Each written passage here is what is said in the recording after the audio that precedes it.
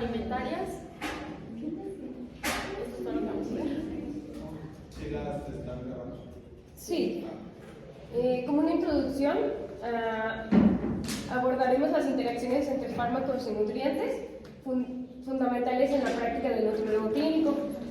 Existen distintos tipos de interacciones, entre ellas las interacciones alimento-fármaco, interacción entre fármaco-alimento, interacción entre el estado nutricional y la acción de los fármacos, y también hay interacciones con otras sustancias que contienen los alimentos.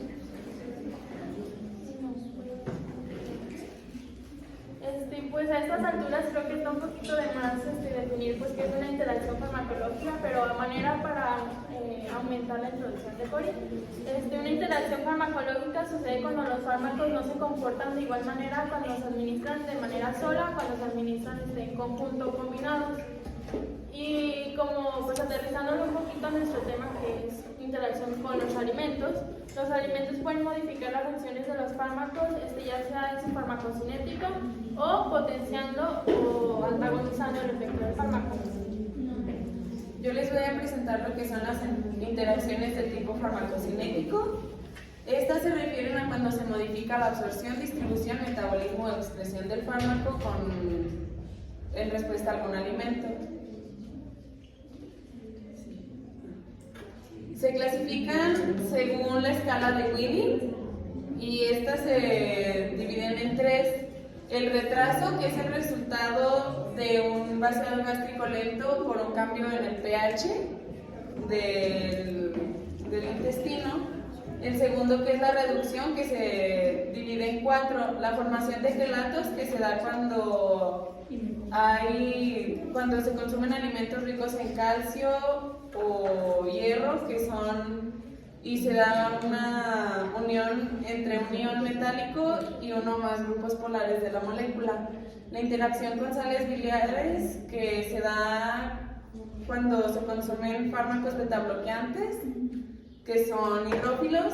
El efecto del pH, que tiene un poco que ver con el del retraso, nada más, y que se presenta cuando el pH disminuye en el tracto gastrointestinal y se aumenta la ionización y disolución de fármacos, reduciendo la absorción por la solubilidad, y la competición sobre transportadores, que es como en algunos fármacos que se tienen que pasar por la barrera hematoencefálica y compiten con los aminoácidos. Y un ejemplo que había es del equipo que había dicho ya un fármaco, no me acuerdo qué equipo había dicho, pero para el Parkinson, que por eso ese medicamento no se podía combinar con el desayuno para que no hubiera esta interacción de competición sobre los transportadores. Y el aumento o la aceleración, que se da cuando los fármacos de baja solubilidad en los fluidos gastrointestinales aumentan su absorción en presencia de alimentos. También voy a presentar la influencia de la composición de la ingesta de grasa y fibra. Los efectos de la grasa aumentan la biodisponibilidad de los fármacos en comparación con dietas ricas en carbohidratos y proteínas, caso contrario en los fármacos hidrosolubles. Y el mecanismo aumenta, se cree, por el aumento de la secreción de sales biliares y de jugo pancreático, además del cambio en el pH. Y en los efectos de la fibra, disminuye la absorción de las estatinas y la tiroxina, porque se forman complejos en el nivel del lumen intestinal por su resistencia a la hidrólisis de las enzimas intestinales. Algunas bebidas que modifican las interacciones pueden ser los productos lácteos, por la formación de quelatos de calcio, el té, porque los taninos presentes en pueden impedir la absorción del hierro, pero esto se puede contrarrestar con la ingesta de alimentos ricos en vitamina C. Los jugos de frutas afectan la absorción debido al cambio en el pH gástrico, y está en estudios de que las bebidas de cola pueden aumentar la absorción de algunos fármacos como el itraconazol en pacientes con hipocloridia. En las interacciones en el metabolismo se dividen en dos, la inducción enzimática y la inhibición enzimática. En la inducción enzimática tenemos que algunos alimentos como los vegetales crucíferos o las carnes a la brasa y ahumadas inducen el metabolismo hepático, disminuyendo la vida media y el efecto del fármaco.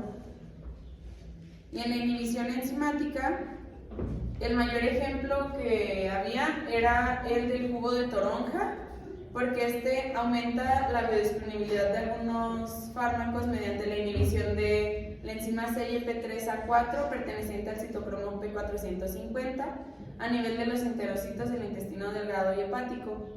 Voy a hablar un poquito más de esto cuando vemos el ejemplo del medicamento que escogimos. Y las interacciones en la excreción renal, o sea, porque la reabsorción o eliminación de los fármacos depende del pH de la orina. Entonces, cualquier alimento que haga un cambio en el pH de la orina va a hacer una interacción en la excreción renal. Y ahí tenemos algunos ejemplos de los alimentos acidificantes, que pueden ser carne, pescado, mariscos, huevo, queso, cereales, algunos frutos secos, pasteles, lentejas, ciruelas y arándanos, y alimentos alcalinizantes como las leches, verduras, legumbres, algunas frutas, zumos y algunos frutos secos. Y bueno, ahora yo les voy a hablar del segundo grupo de interacciones farmacológicas, que es de tipo farmacodinámico. Estas están relacionadas con el mecanismo de acción de los fármacos y se basan en la aparición de cambios del fármaco, porque ya sea que el nutriente o el alimento vaya a potenciar el efecto o vaya a ser un antagonista del efecto. Y continuando con esta clasificación de si potencian o antagonizan, pues voy a empezar con las interacciones que implican una disminución del efecto del fármaco. Aquí encontramos sobre todo dos grandes ejemplos o dos interacciones muy características de este tipo de interacción. La primera son la interacción que se da entre anticoagulantes orales y la vitamina K. El mecanismo de acción de los anticoagulantes se basa en la competencia con la vitamina K en el hígado en la síntesis de factores de coagulación. Esto va a disminuir la producción de protrombina, lo que va a llevar a que esto es muy importante en la coagulación, y pues esto va a llevar a una disminución de la coagulación. Entonces, ¿qué pasa cuando consumimos alimentos que son ricos en vitamina K? Pues se va a desplazar el equilibrio aumentando la síntesis de factores. Esto quiere decir que es todo un efecto contrario a lo que se busca con los anticoagulantes, y pues por eso que se contrarrestan. El segundo ejemplo es el regaliz y la interacción que podría tener con diuréticos, corticoides, antihipertensivos y digitálicos. El regaliz contiene un glucósido que se llama glicilirricina. Se hidroliza en el intestino y se convierte en ácido glicinilloleico. Y es un potente inhibidor de la 11-beta hidroxicorticoide deshidrogenasa. Esto que les acabo de pronunciar inhibe esto que les acabo de pronunciar, la 11-beta deshidrogenasa, va a llevar a un aumento del cortisol. Esto nos va a llevar a que haya retención de sodio y pérdida de potasio. A su vez, la retención de sodio y potasio nos lleva a una retención de agua, que esto nos va a llevar al aumento de presión del volumen plasmático. Es decir, todo lo contrario a lo que se busca con el fármaco.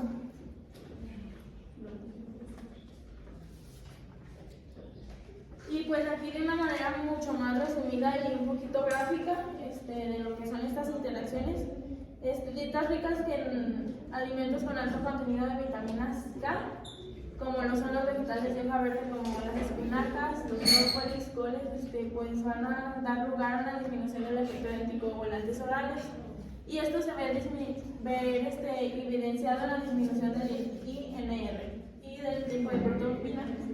También leí que pues con tan solo como tener al margen el consumo de estos alimentos estaba bien, pero si ya es excesivo el consumo de estos alimentos, lo que se requiere es que los alimentos que tú consumas que tengan la vitamina K sea de 50 a 160 microgramos de vitamina K por cada ración de alimento. Y pues la interacción entre el regaliz con los fármacos se da sobre todo por el aumento del volumen plasmático. En el segundo grupo de interacciones, que son las interacciones que implican un aumento en el efecto farmacológico, encontramos sobre todo 5 ejemplos o 5 interacciones muy características. El primero son los anticoagulantes antiagregantes y la interacción con cebolla y agua. La cebolla contiene sustancias con actividad antiagregante plaquetaria fibrinolítica, y el ajo contiene ácidos grasos esenciales en la síntesis de tromboxano, inhibiendo la agregación plaquetaria. Otra de las interacciones que encontramos son los alimentos ricos en potasio y los diuréticos ahorradores de potasio, que pues a simple vista o con solo escucharlo como que se infiere, porque pues el medicamento lo que está haciendo es que ya no permite la salida o la excreción del potasio. Estos fármacos actúan en los túbulos del riñón, reabsorbiendo el potasio. Entonces, al consumir alimentos ricos en potasio, más aparte el fármaco que te está haciendo que el potasio suba en tu sangre, pues esto nos puede llevar a arritmias cardíacas o hiperpotasemia. Otra interacción son los nitritos y nitratos con antihipertensivos. ¿Y pues qué son los nitritos y nitratos? Son sustancias que se encuentran en los alimentos como aditivos o presentes de abonos nitrogenados. Se utilizan principalmente en productos cárnicos y estos son muy esenciales para desarrollar el aroma y el sabor de los alimentos. Y pues, ¿cuál es la relación entre los nitritos, nitratos y hipertensivos? Es que estos compuestos tienen una alta actividad hipertensora y tienen una alta actividad de vasodilatación. Y casi por terminar, el glutamato sódico y los diuréticos. El glutamato sódico también es un aditivo que se utiliza para potenciar los sabores de los alimentos. Se asocia con signos y síntomas como cefalea, rigidez, debilidad. Y con los diuréticos lo que va a hacer es que nos lleva a un estado de hiponatremia transitoria. Aunque no se ha descrito muy bien, porque lo que encontré decía que también puede ser más que nada por una interacción de tipo idiosincrática de cada persona. Por último, alimentos ricos en tiramina que van a estar interaccionando con los inhibidores de la monoaminoxidasa, que estos están presentes en antidepresivos.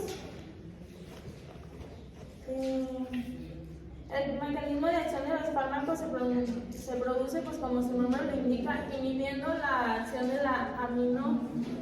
la monoaminoxidasa, que es responsable de la degradación de neurotransmisores excitadores como serotonina, noradrenalina y adrenalina. ¿Qué pasa cuando hay alimentos ricos en tiramina? Pues se consumen este tipo de fármacos. Su interacción nos produce una vasoconstricción muy intensa. En situaciones normales, esta enzima, la MAO, nos va a estar regulando los niveles de tiramina a nivel intestinal, los controla, como quien dice, los mantiene en niveles aptos, pero pues al estar tomando un fármaco que te inhibe esta enzima, también te va a estar inhibiendo que se pueda regular estos niveles de tiramina. Y eso nos va a llevar hasta sus propiedades vasoconstrictoras. Y bueno, escogimos un ejemplo de fármaco para desarrollarlo, para explicar sus interacciones. Vamos a explicar la farmacocinética y la farmacodinamia de y cómo los alimentos lo afectan. Escogimos la warfarina, que yo creo que ya se ha escuchado mucho en las presentaciones y también en esta. El medicamento de la warfarina es pues, un anticoagulante oral que es un derivado de la cumarina, y como su nombre lo indica, pues su función va a ser que evitar o prevenir que se formen coágulos en la sangre. La farmacocinética de en la absorción es de manera oral y tiene una alta biodisponibilidad. No se ve afectada significativamente por alimentos en general, pero sí por la cantidad de fibra con la que se consuma. En la distribución, esta se da con la unión a proteínas plasmáticas, principalmente la albúmina. El metabolismo es lo que les decía que les iba a explicar ahorita. Se da a nivel hepático, donde uno de los isómeros de la warfarina se une a las enzimas. El isómero S se une a la enzima CYP2C9 y el isómero R se une a dos enzimas, a la CYP1A2 y CYP3A4.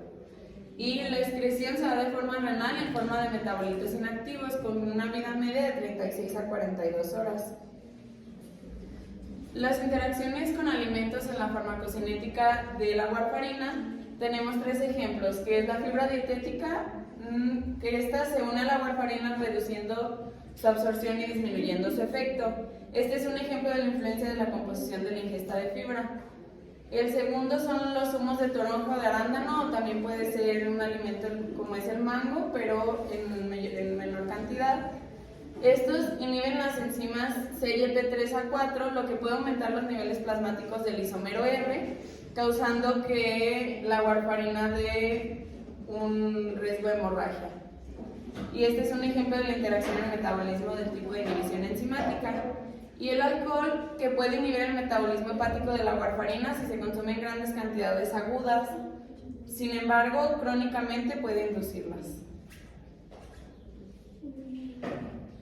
¿Cómo va a ser el mecanismo de acción de la warfarina? ¿Cómo actúa? Pues primero inhibe la enzima hipóxido o reductasa de la vitamina K, que esta es la responsable de que se active la vitamina. Entonces, al no estar activa la vitamina, mediante este mecanismo, se reduce la síntesis de factores de coagulación, sobre todo los factores 2, 7, 9 y 10. Y también algunas proteínas como la proteína C y la S, dando como resultado pues, un efecto anticoagulante. ¿Qué interacciones de tipo farmacodinámico va a presentar la warfarina? Sobre todo el mayor ejemplo es la vitamina K, pues es su principal competencia.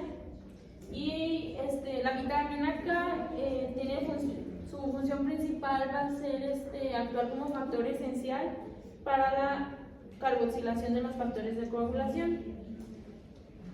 La interacción que se va a estar dando entre la vitamina K y la warfarina es que pues, la vitamina K va a competir con la warfarina al restaurar la síntesis de factores de coagulación funcionales, dando como resultado una reducción de la eficacia de los anticoagulantes al permitir pues, que se estén activando estos factores de coagulación. O sea, se dan efectos completamente contrarios.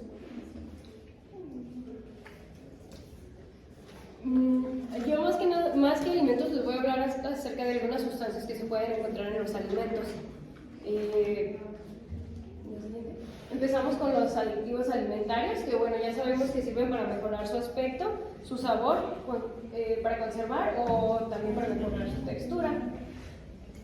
Algunos de sus efectos puede ser la interferencia en su metabolismo por las enzimas hepáticas, puede provocar efectos adversos en personas sensibles como alergias, síntomas gastrointestinales y relaciones neurológicas leves.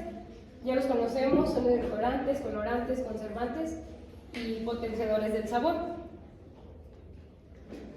Les voy a dar algunos ejemplos. Dentro de los edulcorantes encontramos el aspartamo, que contiene fenilalamina, contraindicada en fenilcetonúria, y esto puede tener una sinergia con opioides o AINES. Tenemos el ciclamato, que metaboliza a ciclohexilamina con efectos simpático-simétricos que pueden potenciar el fármaco adrenérgicos. ¿Qué es los fármacos simpático-simétricos? Es una sustancia que imita o potencia las acciones del sistema nervioso central, para que lo entiendan un poquito mejor. Dentro de los colorantes, les puse estos dos ejemplos. Tenemos tartrazina, que es asociada a reacciones alérgicas cutáneas y posibles interacciones cruzadas con los AINES. Tenemos la curcumina, que potencia efectos de fármacos anticancerígenos al inhibir la NF-κB, que estos factores transcripcionales se encargan de la respuesta inmune y la información de la proliferación celular. Nada más hay NF kappa, no un K. Kappa. Se ven igual, pero es kappa. A ver. Algunos ejemplos de conservantes, como ya lo habían mencionado mis compañeros, tenemos los nitritos y nitratos, que se convierten en óxido nítrico, potencian los fármacos vasodilatadores o hipotensores y reduce su efecto simpático-mimético. Tenemos el sulfito, que puede causar broncoespasmos, sobre todo en el asma, y una interacción con la vitamina B1. Y por último, los potenciadores del sabor. Tenemos el glutamato monosódico, que puede producir el síndrome del restaurante chino. Estos son síntomas incluyendo dolor de cabeza, enrojecimiento, sudoración, presión en el pecho, palpitación o sensación de debilidad. Otras sustancias que podemos encontrar, digo, no están en las comidas, pero son sustancias que podemos encontrar que consumen nuestros pacientes, es el tabaco. El tabaco contiene más de 3.000 compuestos tóxicos, incluyendo los inductores enzimáticos, que ¿cómo funcionan? Pues aumentan la actividad de las enzimas del hígado y especialmente el sistema citocromo P450, que hace que metabolicen más rápido las sustancias, por ende el efecto es que se eliminan sin tener algún efecto o reduciendo su efecto. Y los inhibidores enzimáticos, estos actúan al contrario, bloquean o disminuyen la actividad de las enzimas hepáticas, a consecuencia tienen un efecto más fuerte y aumentan el riesgo de efectos adversos o tóxicos. El mecanismo general, a nivel hepático, pues como ya les dije, induce o inhibe las enzimas del citocromo P450 encargadas de metabolizar el metabolismo de muchos fármacos. Farmacocinético, aumenta el metabolismo hepático, menor concentración plasmática de algunos fármacos, y a nivel farmacodinámico, efectos cardiovasculares, respiratorios y endócrinos que interfieren con fármacos específicos. Aquí hay una tablita que nos habla de algunos medicamentos y los tipos de interacciones que pudiera tener y el efecto que nos da. Casi todos están en el citocromo P450 y existe una disminución o disponibilidad en los fumadores. Nada más el único, los anticonceptivos orales, contienen un mayor riesgo de accidentes cerebrovasculares en fumadores. Y tenemos también la cafeína. Bueno, pues la cafeína sabemos que es un alcaloide de origen natural que pertenece al grupo de las xantinas. Está presente en diversas plantas, como el café, algunos tés, el cacao, hierbas de mate y guaraná. Es una de las bebidas más consumidas en el mundo y su mecanismo de acción principal es que actúa sobre los bloqueando los receptores de adenosina. Esto reduce la sensación de fatiga y somnolencia y aumenta el estado de alerta. También estimula el sistema nervioso simpático, incrementando la frecuencia cardíaca y la presión arterial. Algunas interacciones de la cafeína, estas no necesariamente tienen que ser malas, de hecho también pueden potenciar su efecto. Por eso algunos medicamentos se las agregan como para que sean un poquito más fuertes. ¿Cómo funciona? Pues, por ejemplo, los analgésicos, como el paracetamol, en su farmacodinámica son potenciados por bloqueadores de adenosina. Entonces, al consumir el café, potencia el efecto analgésico. Pero, por ejemplo, en los antiepilépticos, como la carbamazepina, inhibe el citocromo P450, lo que disminuye su disponibilidad. Y aquí les vamos a mostrar un caso clínico que...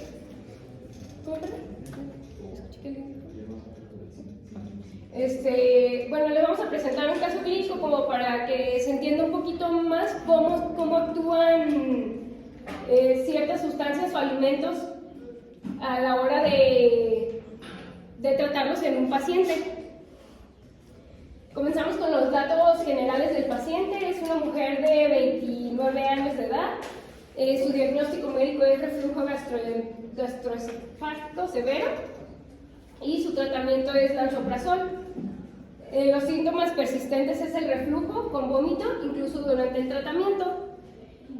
También nos representaba muy bajo consumo de sus requerimientos energéticos, el 30%, pérdida de peso significativa del 80% y dieta solo de fruta y leches, probablemente para disminuir o minorar el ardor gástrico.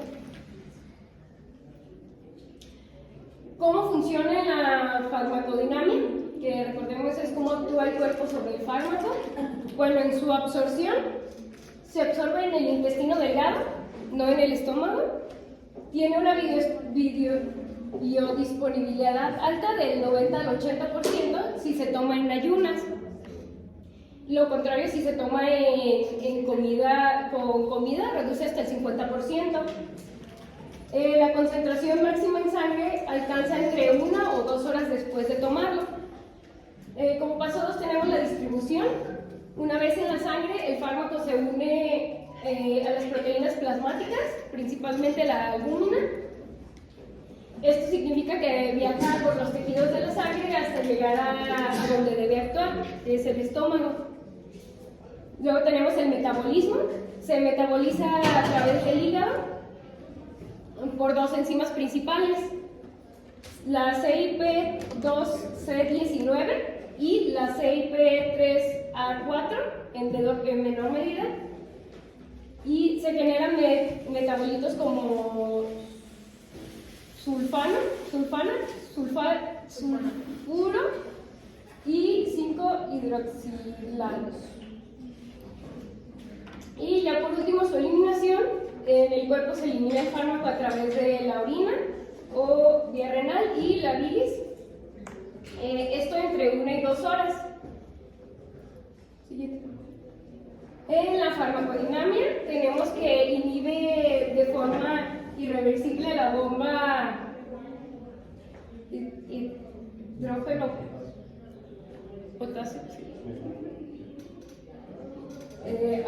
ATPasa en las células parietales del estómago. Esto reduce significativamente la secreción de ácido gástrico y al haber más ácido se reduce el daño en el esófago por el reflujo y mejora la sintomatología. El problema que vemos en este paciente es que el lansoprazol pierde su efecto si se toma con alimentos, que posiblemente sea una causa de que no esté teniendo como un efecto, y lo toma con leche o frutas, que reduce su absorción. Las consecuencias pues es persistencia en sus síntomas, y esto lleva a adversión a la comida, puesto que sigue teniendo la sintomatología, y una malnutrición severa.